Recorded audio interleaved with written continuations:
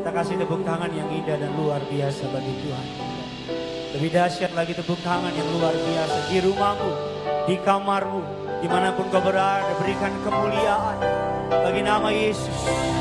Terima kasih Tuhan, Engkau ajaib, Engkau luar biasa, Engkau mulia, Engkau agung. Kami sadar Tuhan, kami bisa bertahan sebagaimana kami ada. Bukan karena uang kami, bukan karena harta kami. Bahkan semata-mata bukan karena kepintaran kami. Karena kami sadar ada tangan yang berlubang paku yang menopang kami. Ada kasih setiamu yang senantiasa memelihara hidup kami. Kami percaya dengan iman, kami pasti dapat melewati masa sukar ini. Kami percaya dengan iman bukan hanya melewatinya, tapi kami keluar sebagai pemenang. Kami percaya pandemi ini pasti segera berlalu. Kami percaya gerejamu akan kembali berkumpul seperti sedia kala. Kami percaya kuasa mukjizatmu tidak dapat dibatasi oleh ruang dan waktu. Kami percaya melalui kejadian ini kami lebih baik lagi, kami lebih murni lagi, kami lebih kudus lagi, kami lebih lagi bawa kemuliaan bagi namamu. Urapi hambamu yang tidak ada apa-apanya tanpamu Tuhan. Urapi dia, setiap kata kalimat ada tanda, ada kuasa, ada isi hatinya Tuhan disampaikan. Titipkan perkataanmu, taruh isi hatimu dalam isi hatiku. Agar setiap kata kalimat yang keluar meneguhkan, mengajar, mengingatkan, bahkan membuat mereka kembali berbalik dari jalan mereka yang jahat. Memberikan kekuatan kepada mereka yang tiada berdaya. Allah Roh Kudus, dimanapun kau berada, engkau disambut di tengah-tengah ibadah live streaming ini. Diberkatilah setiap kami yang menontonnya. Kami berdoa seluruh jaringan yang kami pakai lancar, berhasil, sempurna. Namamu yang dipermuliakan. Dalam nama Tuhan Yesus kami patahkan, hancurkan setiap kuasa kegelapan. Setiap roh yang tidak memuliakan nama Yesus, kami patahkan kuasanya. Allah Roh Kudus, kami siap untuk diberkati. Sama-sama kita yang siap diberkati firman Tuhan. Yuk sama-sama dengan bangga kita katakan. Kita berikan tepuk tangan yang luar biasa bagi Tuhan kita. Silakan duduk kembali saudara. Haleluya. Terimalah salam dari mimbar ini. Shalom Tiberias. Masih lebih besar suara saya tahu saudara bisa lebih besar dari suara ini, nggak apa-apa. Tetangga dengar, teman kos dengar, siapapun dengar. Shalom Tiberias. Dahsyat, saya mendengar ada begitu banyak aungan atau teriakan dari orang-orang percaya. Selamat datang dalam ibadah live streaming Gereja Tiberias Indonesia. Kalau saya nggak salah ini minggu yang ke-8. Kita ibadah secara online saudara. Seperti biasa kita berdoa agar bulan depan atas kehendak dan anugerahnya kita bisa kembali berkumpul bersama-sama beribadah secara komunal. Yang percaya boleh katakan amin, amin saudara. Kita bisa beribadah bersama-sama menikmati kasih anugerah Tuhan. Kalaupun belum bisa bulan depan, kita doa bulan Juli bisa kembali berkumpul. Tapi yang penting saudara dan saya bisa tetap beribadah. Gereja tidak pernah ditutup, gereja selalu buka. Karena gereja bukan gedungnya, gereja bukan bangunannya. Gereja adalah saudara dan saya. Katakan amin. Berapa banyak tempat ini yang percaya dan bangga. Saudara adalah gereja-gereja Tuhan di bumi. Bisa angkat tangan saudara.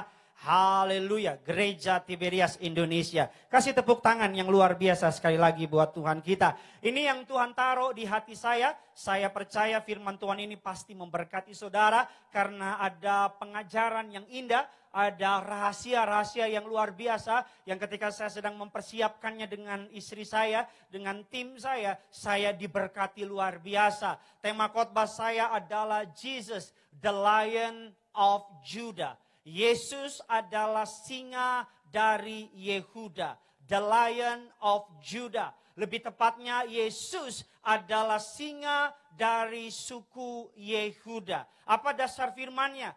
Kita lihat sama-sama Wahyu 5 ayatnya yang ke-5 sampai dengan ayatnya yang ke-6 dengan kerendahan hati. Saya mohon saudara siapkan pulpen, saudara bisa mulai mencatat. Saudara kalau mau rekam silakan rekam karena firman Tuhan hari ini akan mengandung begitu banyak hal yang akan dapat membebaskan saudara. Wahyu 5 ayatnya yang ke-5 dan ke-6 rekan saya Evangelis Great silakan.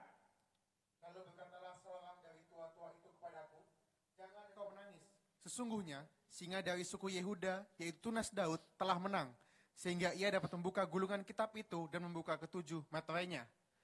Maka aku melihat di tengah-tengah tahta dan keempat makhluk itu, dan di tengah-tengah tua-tua itu berdiri seekor anak domba, seperti telah disembelih, bertanduk 7 dan bermata 7. Itulah ketujuh roh Allah yang diutus ke seluruh bumi. Alkitab katakan, lalu berkatalah seorang dari tua-tua itu kepadaku, kepada siapa? Rasul Yohanes. Rasul Yohanes mendapat penglihatan di Pulau Patmos tentang end time, tentang akhir zaman. Saya orang yang percaya, saudara dan saya berada di akhir zaman. Makanya udah bukan waktunya lagi kita main-main sama Tuhan, katakan amin.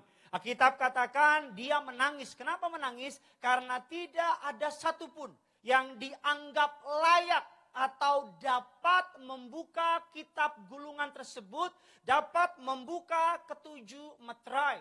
Salah seorang dari para tua-tua itu berkata kepada Rasul Yohanes, berkata demikian, jangan engkau menangis, sesungguhnya singa dari suku Yehuda, yaitu tunas Daud, telah menang. Sama-sama bilang sama saya, Yesus saya telah menang.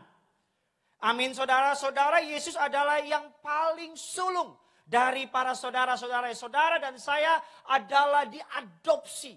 Yesus yang paling sulung, saudara dan saya adalah anak-anak Tuhan, anak-anak kerajaan surga. Kalau Bapa kita melalui anaknya Yesus telah menang, maka saudara dan saya juga orang-orang yang telah menang. Katakan amin.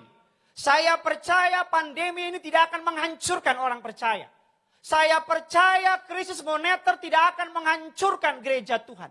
Saya percaya pemecatan tidak akan dapat menghentikan nama Tuhan dipermuliakan.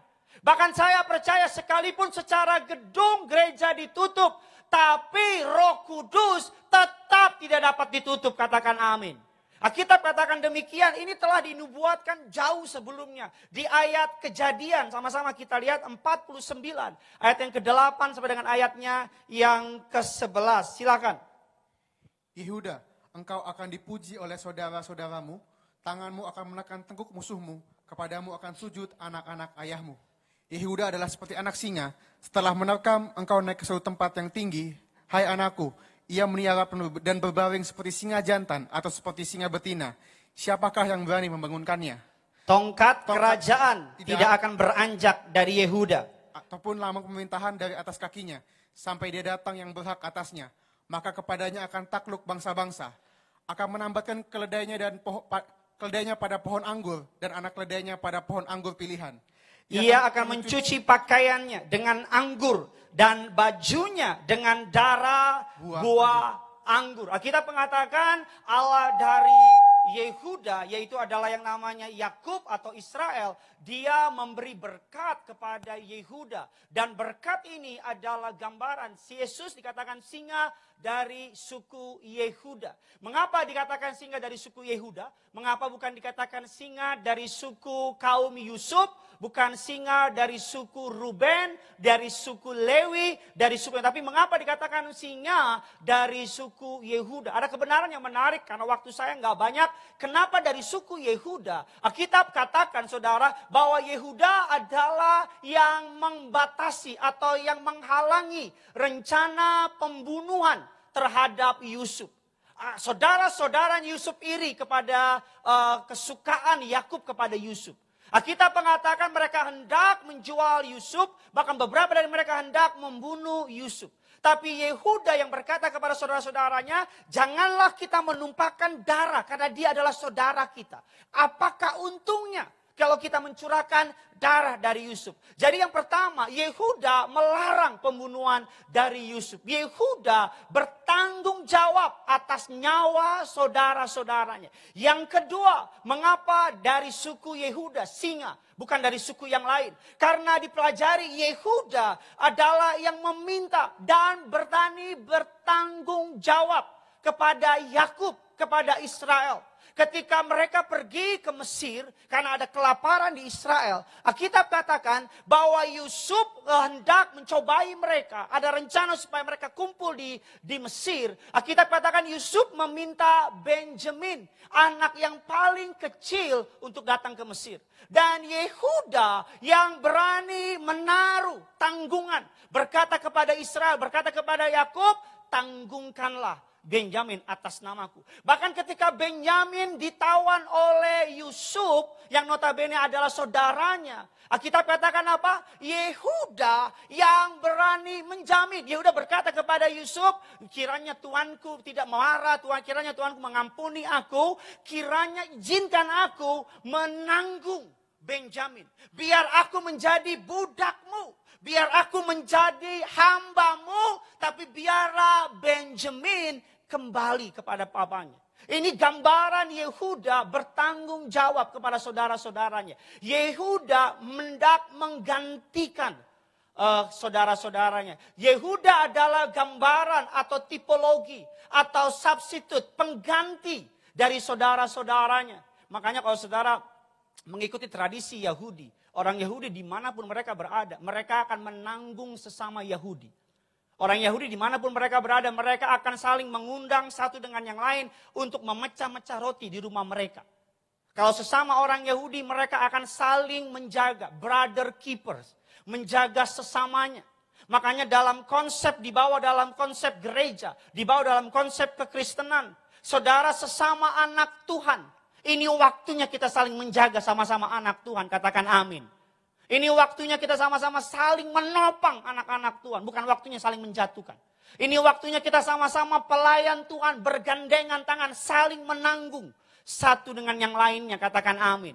Yehuda adalah tipologi, gambaran dari Yesus di perjanjian baru, katakan amin. Yesus menggantikan saudara dan saya. Yesus yang menanggung saudara dan saya. Yesus yang membayar kesalahan saudara dan saya. Makanya dikatakan Yesus singa dari suku, bukan suku Jawa, bukan suku Batak apalagi, bukan. Dari suku Yehuda. Karena Yehuda yang menanggung pembayaran atau menggantikan harga dari adik-adiknya. Dan Alkitab katakan Yesus adalah singa. Kalau biasanya kita pelajari Yesus dalam perjanjian baru saudara, apalagi dalam peristiwa Natal kita belajar Yesus sebagai bayi dalam palungan yang tak berdaya, yang gak bisa buat apa-apa. Di Paskah kita belajar Yesus sebagai orang yang sangat malang, dicaci, dimaki, dipaku, dicambuk dan tidak keluar kata pun, kesannya lemah. Tapi Yesus gambaran sebagai singa adalah gambaran bukan orang yang lemah, bukan Tuhan yang lemah, bukan Tuhan yang diam, tapi gambaran Tuhan yang berwibawa. Tuhan yang punya otoritas, Tuhan yang luar biasa, katakan amin. Singa saudara gambaran dari singa. Singa kalau bicara singa dikatakan binatang yang disebut sebagai raja hutan. Raja hutan dikatakan king of jungle. Walaupun singa gak hidup di hutan saudara. Dia hidup di padang savana, di bukit-bukit dan lain-lain. Singa kalau bicara yang paling tinggi bukan singa. Yang paling tinggi adalah jerapah. Kalau bicara yang paling cepat bukan singa. Yang paling cepat di dunia perbinatangan adalah cheetah. Kalau bicara yang paling kuat bukan singa. Yang paling kuat adalah macan, yang paling kuat. Kalau bicara yang paling kuat kulit badannya, bukan singa. Yang paling kuat kulit badannya itu badak, saudara, sama kuda Nil. Makanya kalau orang gak tahu malu dibilang kulit badak lo ya. Ya kan saudara, wah lu gak tahu malu lu dasar lo kulit badak. Karena kenapa? Tebel kulitnya. Gak tahu malu misalnya begitu. Atau misalnya saudara keluar orang, gue malu banget. Ya udahlah, kulit badak aja lah. Gak ada orang bilang udahlah kulit hiu aja, gak ada. Ya kan saudara. Dan kalau dikatakan yang paling besar badannya bukan singa tapi gajah. Saya bersyukur tidak dibilang Yesus adalah gajah dari suku Yehuda. Tapi dibilang Yesus adalah apa? Singa. Karena siapa? Singa. Dalam pemikiran singa. Dia adalah binatang yang paling hebat. Semua binatang yang saya sebut tadi takut sama singa. Semua binatang yang saya sebut tadi mengakui kekuatan dari singa. Dan kita akan belajar hari ini saudara, mengapa Yesus disebut sebagai the Lion of Judah, singa dari Yehuda. Ada persamaan, kalau kemarin saya khotbah mengenai Raja Wali, hari saya bicara mengenai kekuatan dari singa. Singa adalah salah satu binatang dalam komunitas atau dalam golongan kucing besar, adalah salah satu binatang yang berkomunal atau berkumpul.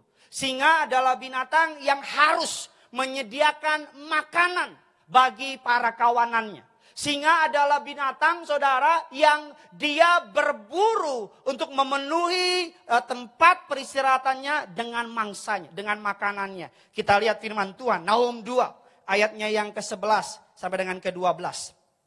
Di mana gerangan persembunyian singa dan gua singa-singa muda, tempat singa pulang pergi, tempat anak singa di mana tidak ada yang mengganggunya.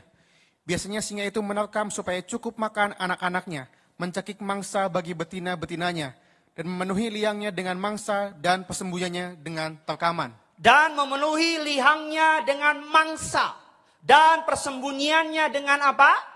Terkaman. Dengan terkaman. Singa adalah binatang yang menyediakan makanan bagi komunitasnya, bagi kawanannya. Singa adalah binatang, bahkan saya pelajari singa betina, dia akan mengambil mangsa, dia akan mengunyah makanannya, simpan di perut. Ketika sampai di liang persembunyiannya, singa akan memuntahkan makanannya untuk diberi kepada kawanan anak-anak singa, anak-anak singa. Dan anak-anak singa, sang singa betina akan membiarkan singa-singa muda makan terlebih dahulu. Singa betina akan menunggu. Ketika mereka udah selesai makan, mereka akan makan berikutnya. Nonton Animal Planet kalau sudah nggak percaya. Ya kan saudara? Singa betina dia akan ambil makanan, dia kunyah, disimpan di perutnya. Ketika sampai di persembunyiannya, dia akan gitu muntahin. Kalau saudara lihat orang yang nyebelin gitu, gitu.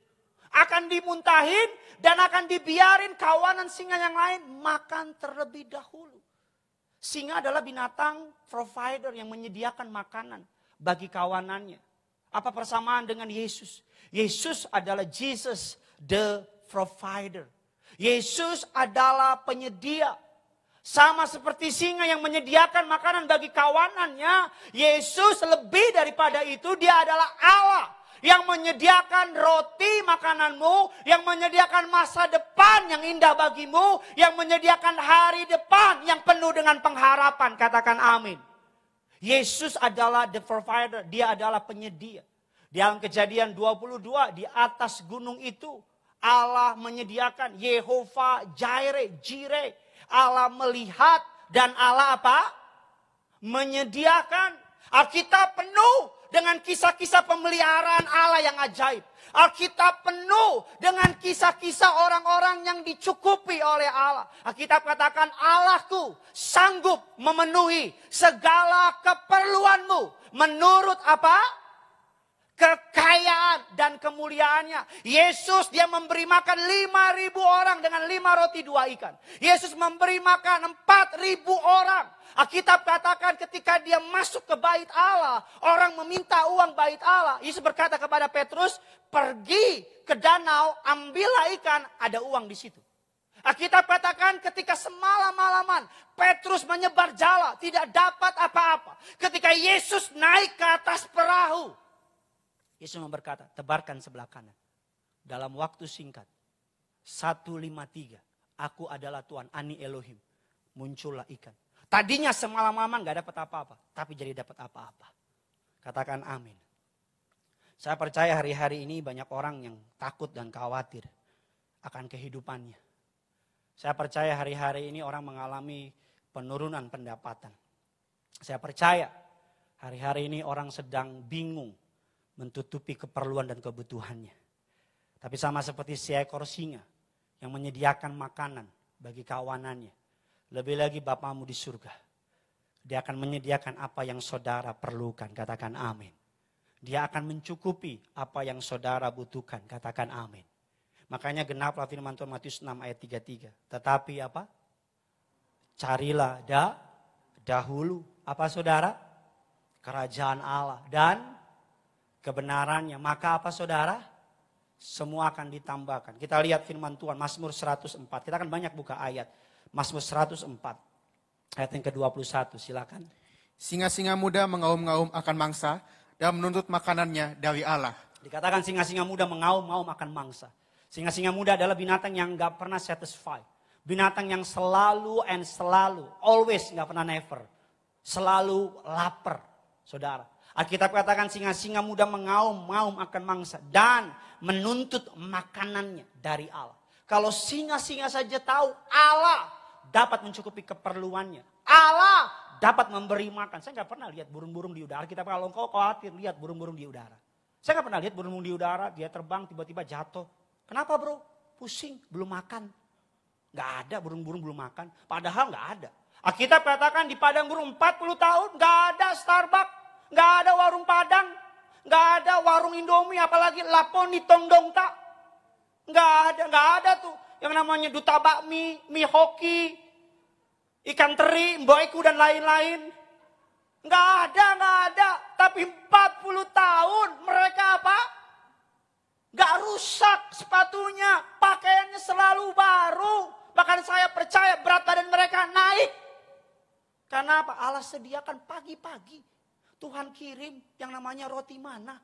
Saudara, tiap hari dimakan. Malam hari Tuhan kirim apa? Tiang api. Untuk jaga mereka pagi-pagi. Tiang awan. Padahal gak ada yang namanya rumah makan dan mereka terpiara sempurna. Saya teringat ketika saya ikut Pak Pariaji. Saya waktu itu udah gabung dalam tim Bulutin. Saudara, saya gak pernah lupa. Tuhan saksinya gitu. Saudara, Pak Pariaji lagi tulis di kertas. Mbak, tolong beli gesper. Kasih duit, dilipat pakai kertas. Baru mau panggil mbaknya, saya bisa tanya Pak Pariaji kalau sudah kenal gitu ya. Ya kan, saya sok tahu gitu kan. Pak, tolong kasih. Baru nih, saya masih ingat waktu itu rumah Pak Pariaji dekat dengan yang namanya mall. Saudara, baru Pak Pariaji mau panggil mbak, tiba-tiba pembantunya datang. Dan bilang, Pak, mohon maaf Pak, ada titipan. Oh dari siapa? Dari bapak ini. Ya, yuk buka apa? Ketika dibuka, gesper 3 buah. Baru tulis, tapi udah disediakan. Masih kurang, saya tambahin lagi. Pak Pariaji, saya ikut Pak Pariaji, beliau bilang gini sama saya. Ya Gideon, tolong ingetin saya mau beli baju tidur. Teman saya Lukas Ferdi tahu nih. Saudara, saya mau beli baju tidur. Oh ya siapa? Pak Pariaji orang yang kalau suka sesuatu itu aja. Dia pernah suka makan KFC, kolonel yakiniku itu aja. Dia pernah suka makanan Jepang, makan itu aja. Kalau udah bosen dia tipe orang yang setia. Kalau suka makan itu aja, kecuali restoran itu bikin aneh-aneh. Kalau nggak bikin aneh-aneh, makan itu terus. Jadi selesai 1 harian pelayanan, selesai pulang pelayanan di Sarbini saya masih ingat. Pak Pariaji, ya Gideon, you lupa ingetin saya soal baju tidur. Lagi ngomong begitu tiba-tiba ada enci-enci datang. Dan bilang, Pak mohon maaf Pak ini buat Bapak. Saudara tahu apa? Loh kok tahu? Saudara yang kasih ya? Baju tidur. Masih kurang, satu lagi bonus track buat saudara. Saudara boleh cek di toko sebelah, gak ada yang lebih murah dari saya. Ibu Gembala di Gelora Bung Karno. Lagi baca-baca, antingnya dipegang-pegang. Tiba-tiba karena tegang kan mungkin copot. Anting, copot. Kan gak lucu Ibu Gembala nyanyi lagu Malam Kudus cuma 1 anting. Itu mah preman gitu kan. Aduh gimana ya. Tiba-tiba ada orang datang dan bilang mau ketemu ibu. Kenapa? Aduh bu, saya baru pergi dari luar negeri. Iya mau kasih sesuatu. Ibu bilang antingnya. Loh kok ibu tahu? Iya antingnya. Maka terjadilah keselamatan malam itu. Ibu Gembala pakai anting. Saya atas anugerah Tuhan melalui pandemi ini, benar kulkas rumah saya penuh. Siapa yang belanja? Bukan saya. Jemaat kiriman makanan tak henti-hentinya. Makanannya dikirim 6 porsi, belum habis dikirim lagi. Ada yang kirim saya itu yang chicken itu saya nggak tahu lah chicken apa gitu. Sampai 30 dus, 30 apa pieces. Sampai udah tetangga kasih, sampai bingung mau kasih siapa lagi. Lagi mikir-mikir sama istri, enak ya. Ini makan kerupuk. Tiba-tiba ada orang kirim kerupuk. Pengen minum kopi, nih kopi Lampung. Tiba-tiba ada orang kirim kopi. Tuhan saksinya. Saya mau bilang sama saudara, dulu sebelum pandemi gak ada yang kirim. Sekarang selesai pandemi ini banyak banget yang kirim. Banyak banget. Bahkan di DM saya, di Instagram saya yang belum follow, tolong follow. Ya kan jangan minta follow back. Di Instagram saya, Pak, saya mau kirim Pak. Saya sampai bosan, saya sampai enek sama yang namanya kaki pendek, hidung pesek itu. Dikirimin babi cabai kecap lah, babi apalah, sampai bosan. Saya percaya kok pemeliharaan Tuhan ajaib buat saudara dan saya. Amin. Kalau orang lain dipelihara, saudara juga pasti dipelihara. Amin saudara. Yang kedua dikatakan Yesus adalah the provider. Dia yang menyediakan apa yang saudara dan saya gak pernah lupa ketika awal-awal saya jadi pendeta, saya pelayanan di Tiberias Roxy. Saya baru berangkat pelayanan, lihat sepatu saya lihat kaos kaki saya robek. Saudara, pikir nanti deh selesai khotbah atau nanti pulang beli kaos kaki baru. Waktu itu belum menikah saudara. Kalau sekarang udah menikah kaos kaki robek kan kita salahkan istri saya gitu kan saudara. Ya kan, jadi saya datang khotbah, selesai khotbah ada inci-inci di Roxy. Teman saya Markus Roxy tahu lah ceritanya. Ada inci-inci, tiba-tiba dia bilang sama saya, Pak Pendeta, saya ada persembahan buat Papa. Saya bilang jangan. Udah gak apa-apa Pendeta, gak seberapa, tapi ini dari hati. Pas saya buka, saudara tahu apa? Kok tahu? Ini saudara jemaat apa cenayang sih? Kaos kaki. Itu kaos kaki pertama dan terakhir yang saya terima. Habis itu gak ada lagi. Maksud saya gini loh.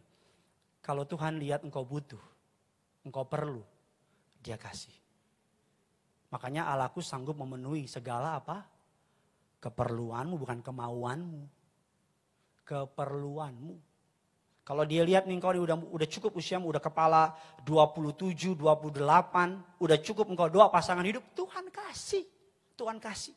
Tapi jangan masih SMP minta pasangan hidup. Disalibkan iya itu. Kalau engkau nih sudah nikah 5 tahun minta keturunan, Tuhan kasih. Tuhan kasih.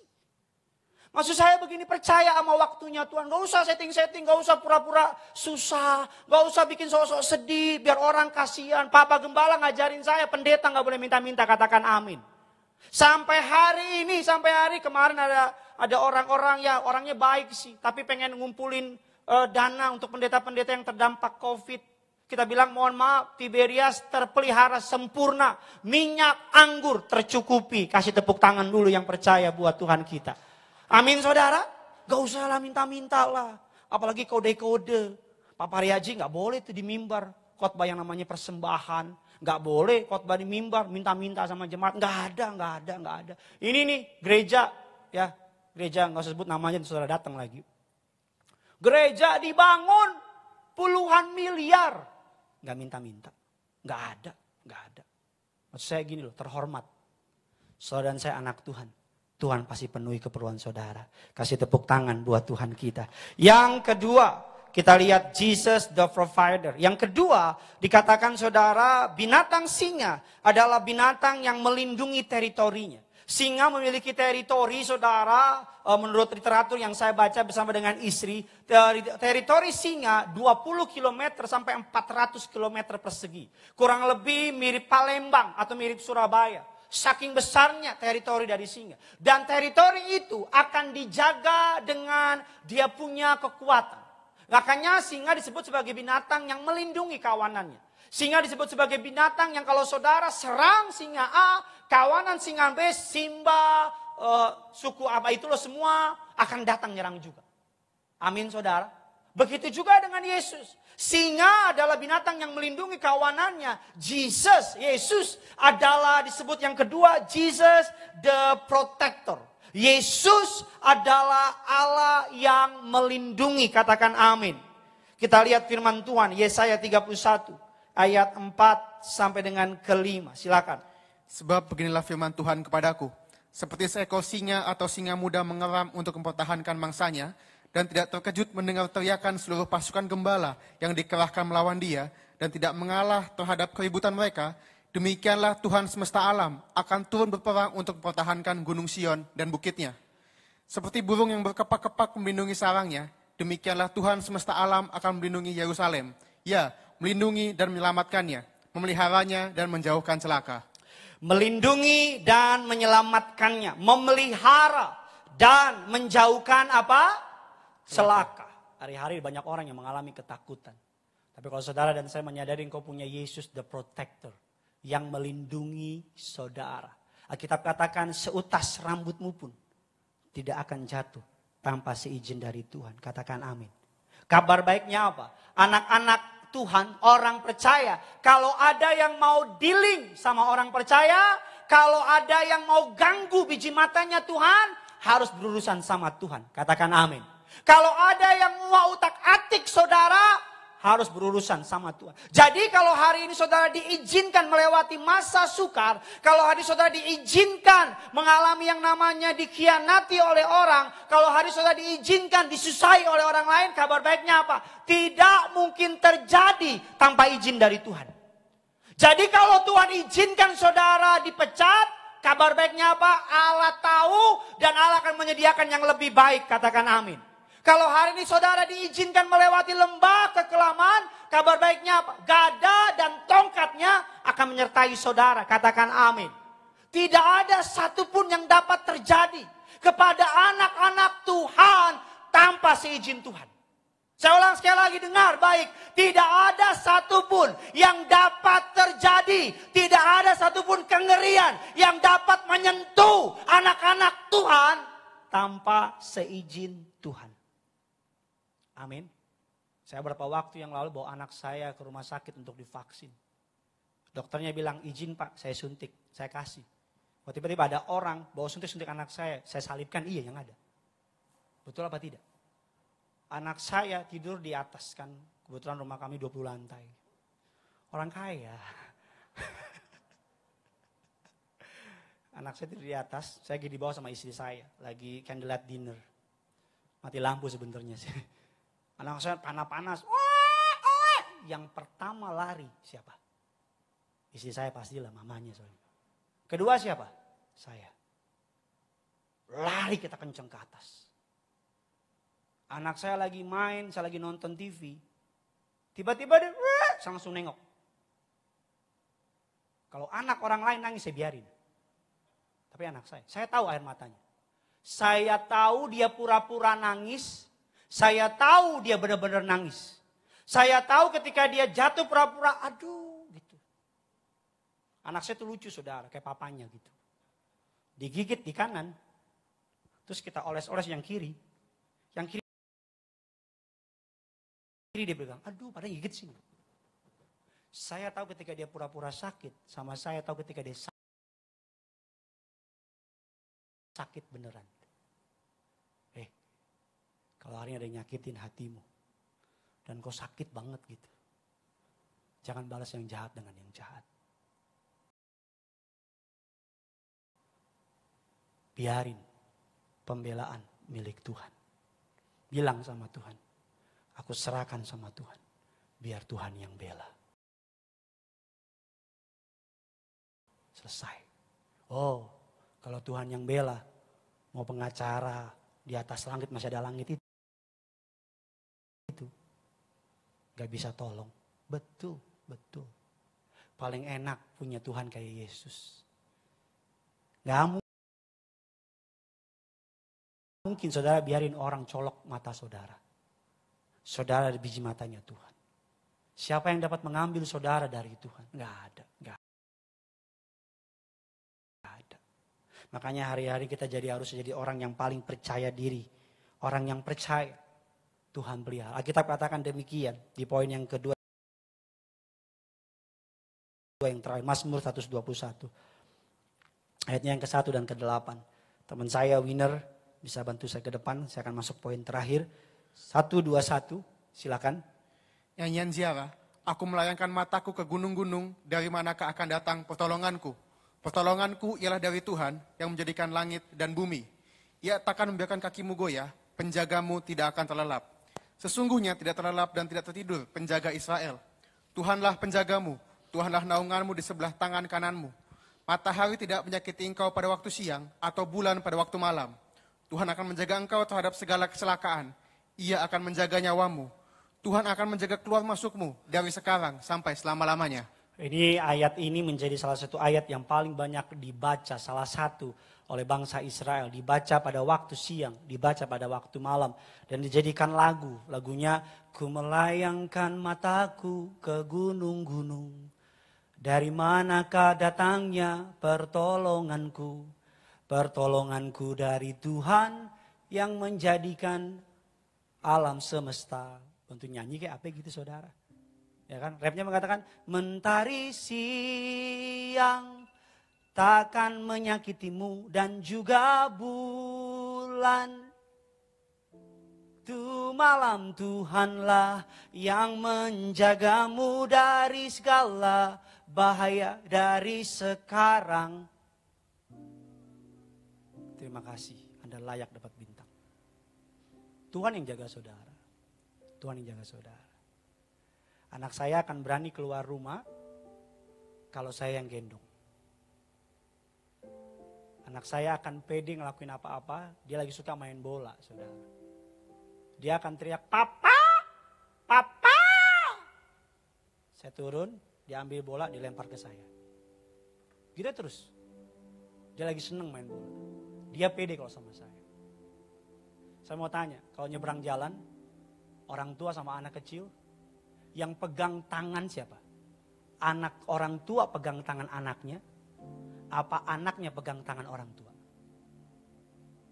Ini jam makan siang ya, mungkin gak nyambung ya seorang lagi ya. Ada yang kalau nyebrang jalan nih, saya lihat orang tua sama anak kecil. Yang pegang tangan anak, pegang tangan bapaknya, atau bapaknya pegang tangan anaknya. Bapak pegang tangan anaknya. Kalau di mall kebalikan, anak pegang tangan bapaknya. Karena anaknya bawa ke mall gitu, dia beli makanan. Maksud saya apa? Bapaknya akan pegang anaknya. Dia akan menjadi protektor, pelindung untuk anak-anaknya. Makanya gereja Tiberias percaya, Wahyu 6 ayat 6, yang ada minyak, yang ada anggur, tidak akan dirusakkan. Terserah orang mau ngomong apa. Ini iman gereja Tiberias. Ini iman pewahyuan dari Tuhan kepada gereja Tiberias. Kita percaya, kita yang terima minyak, terima anggur. Jesus, the protector. Berapa waktu yang lalu Kak Aristo khotbah, minyak dan anggur gambaran Yesus Kristus.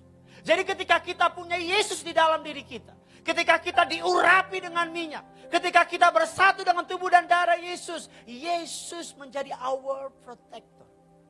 So nonton Animal Planet deh, kalau ada binatang-binatang singa, anaknya akan dijaga sedemikian rupa. Gak akan dibiarin. Beberapa waktu yang lalu saya nonton di sosial media, anak ayam diganggu sama kucing. Emaknya datang, nyerang si kucing. Kau aman dalam lindungan Tuhan. Yang ketiga, yang terakhir. Sama-sama kita lihat. Yang pertama, Jesus the provider. Jesus the protector. Yesus yang menyediakan. Yesus yang melindungi. Yang ketiga, yang terakhir, Jesus the reasons of our praise. Kejadian 29, 31, 35. Silakan. Ketika Tuhan melihat bahwa Lea tidak dicintai, dibukanyalah kandungannya, tetapi Rahel mandul. Lea mengandung lalu melahirkan seorang anak laki-laki dan menamainya Ruben. Sebab katanya, sesungguhnya Tuhan telah memperhatikan kesengsaraanku, sekarang tentulah aku akan dicintai oleh suamiku. Mengandung pula lah ia lalu melahirkan seorang anak laki-laki, maka ia berkata, sesungguhnya Tuhan telah mendengar bahwa aku tidak dicintai. Lalu diberikannya pula anak ini kepadaku, maka ia menamai anak itu Simeon. Mengandung pula lah ia lalu melahirkan seorang anak laki-laki, maka ia berkata, sekali ini suamiku akan lebih erat kepadaku, karena aku telah melahirkan 3 anak laki-laki baginya. Itulah sebabnya ia menamai anak itu Lewi. Mengandung pula lah ia lalu melahirkan seorang anak laki-laki, maka ia berkata, sekali ini aku akan bersyukur kepada Tuhan. Itulah sebabnya ia menamai anak itu Yehuda. Sudah itu ia tidak melahirkan lagi. Kita mengatakan Yakub memiliki istri dari Laban. Laban ini orang Batak, saudara. Nama si Laban gitu, saudara. Enggak lucu ya, makasih saudara. Dia punya istri pertama namanya Lea. Laban membohongi Yakub 7 tahun kerja, namanya Lea. Arti dari nama Lea adalah kambing betina, saudara. Banyak orang percaya bahwa penulis Alkitab Lea matanya kurang baik. Makanya Yakub ini ya dia punya mata melihat perempuan yang dia suka namanya Rahel. Rahel artinya domba yang mungil atau elok. Lea dilihat tidak dicintai oleh Yakub.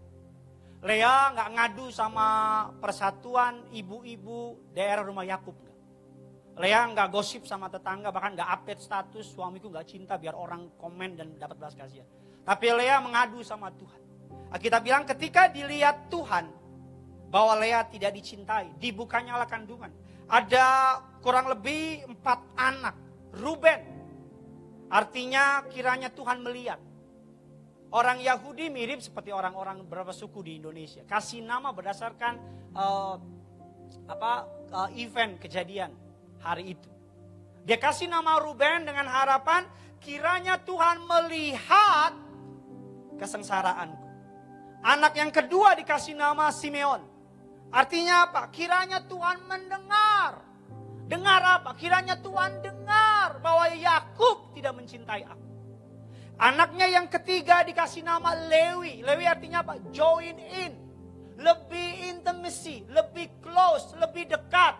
Harapan dari Lea dengan adanya Lewi, Yakub lebih dekat sama dia. Lebih mencintai dia. Ruben, Simeon, Lewi. Baru yang terakhir.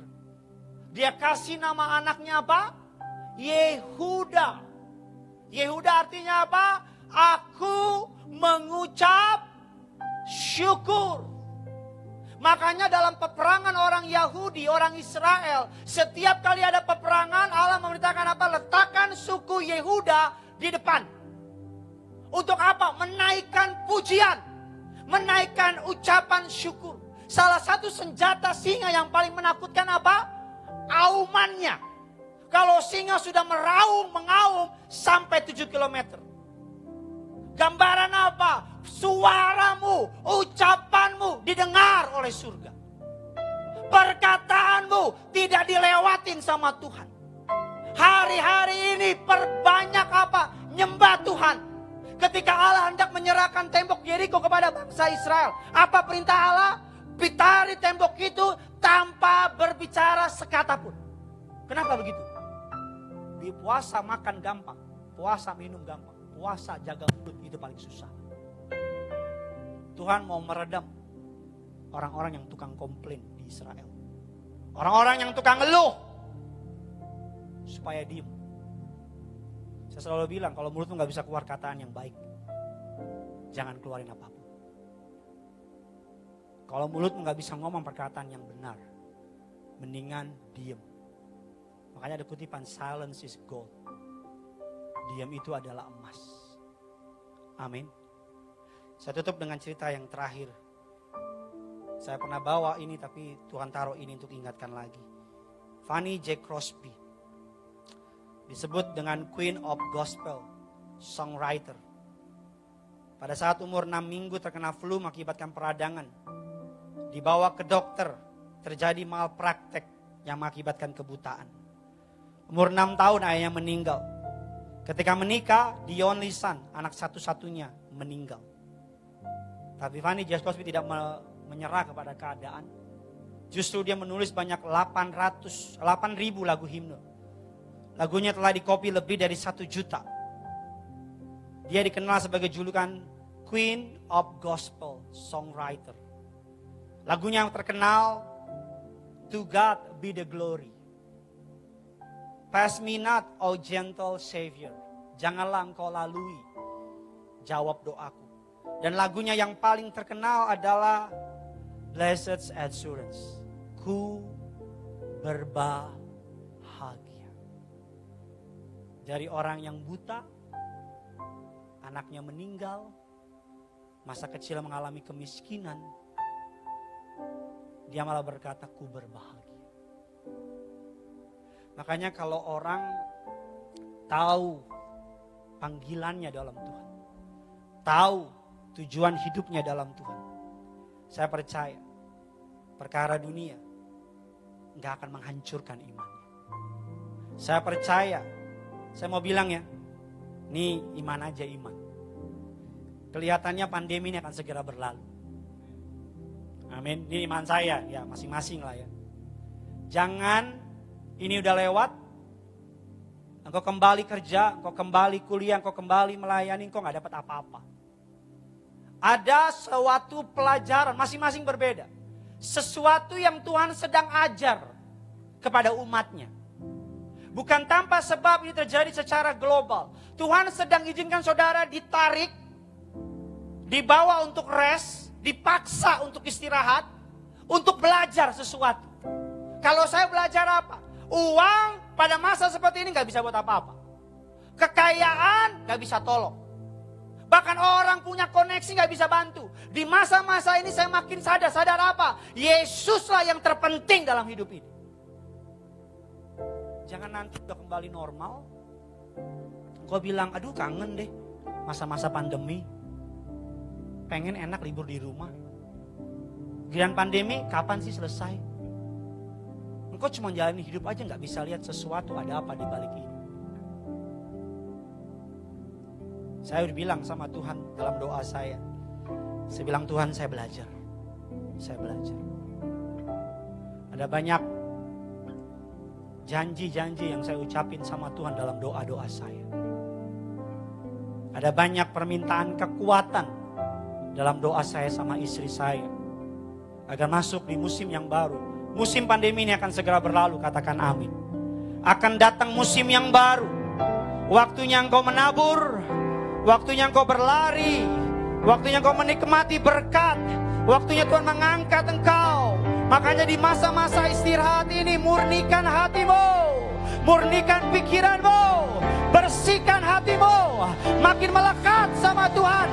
Makin cinta sama Yesus. Makin andali di Yesus. Makin tidak duniawi. Makin cari Tuhan. Makin punya pikiran-pikiran perkara surga. Agar ketika engkau, saya nggak tahu entah Juni, tapi ketika entar muncul lagi, kau pribadi yang totally different, berubah. Katakan amin. Doa saya, Jesus the Lion of Judah. Dia is our provider, our protector. Dia adalah the reasons of our praise. Alasan kita memuji dan menyembah. Selamat hari Minggu. Kita kasih tepuk tangan yang luar biasa bagi Tuhan. Sama-sama kita angkat lagu ini di hadapan Allah. Sama-sama kita bangkit berdiri. Kita akan nyanyikan lagu ini, Ku Berbahagia. Bersama dengan istrimu, bersama dengan anak-anakmu, sambil pegang tangan. Sama-sama kita datang sama Tuhan. Tutup matamu, datang sama Yesus. Sekalipun keadaanmu jauh dari kata bahagia, tapi sadari engkau punya Yesus. Artinya kau punya segalanya. Engkau memiliki Yesus. Artinya kau memiliki segalanya. Sama-sama kita angkat lagu ini. Ku berbahagia, yakin teguh. Ku berbahagia, yakin teguh.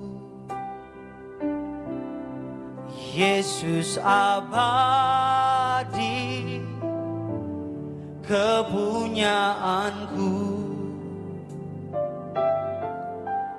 Aku warisnya,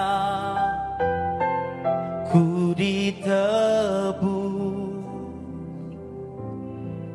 ciptaan baru dalam Kristus. Sambil angkat tanganmu, aku bernyanyi. Aku bernyanyi bahagia, memuji Yesus selamanya.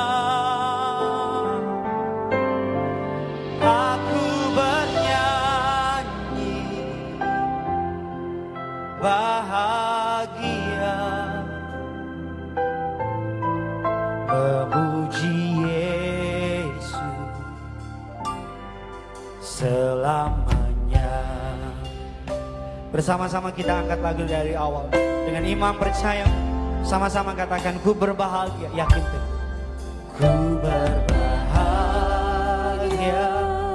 yakin teguh, yakin teguh. Dengan bangga, dengan hormat, Yesus abadi, kepunyaanku, dimanapun kau berada, sambil angkat tanganmu, aku warisnya. Katakan, ku ditebus.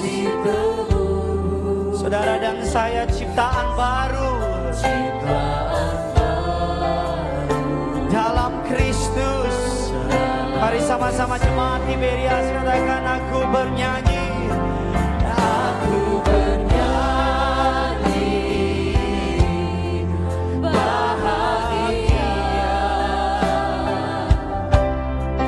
memuji Yesus selamanya. Aku bernyanyi bahagia memuji Yesus selamanya. Biar musik malam dengan lembut. Saya dibatasi oleh waktu. Kalau sedang keberatan, taruh tangan kirimu di dada. Angkat tangan kananmu di hadapan Tuhan, sejenak doa. Doa sama Tuhan agar ketika pandemi ini berlalu, bukan hanya engkau melewatinya sebagai pemenang, tapi engkau jadi pribadi yang baru. Melalui pandemi ini engkau dan aku kembali dimurnikan. Jalanmu dan jalanku kembali diluruskan. Melalui pandemi ini dosa-dosa kita kembali dihapuskan. Kita kembali jadi pribadi yang baru. Berhenti pikirin kerugian saudara, tapi apa yang mau Tuhan perbuat bagimu dan bagiku. Sejenak naikkan doa saudara. Hamba berdoa siapapun yang hadir, yang menonton acara ini, setiap mereka diberkati. Kami percaya musim ini akan segera berlalu. Musim yang baru akan segera datang. Kami percaya di musim yang baru kami akan terbang bersama Tuhan. Kami akan mendapat hal-hal yang indah dan luar biasa. Kalau ini doa saudara, sama-sama kita angkat lagu ini. Katakan aku bernyanyi bahagia memuji Yesus. Aku bernyanyi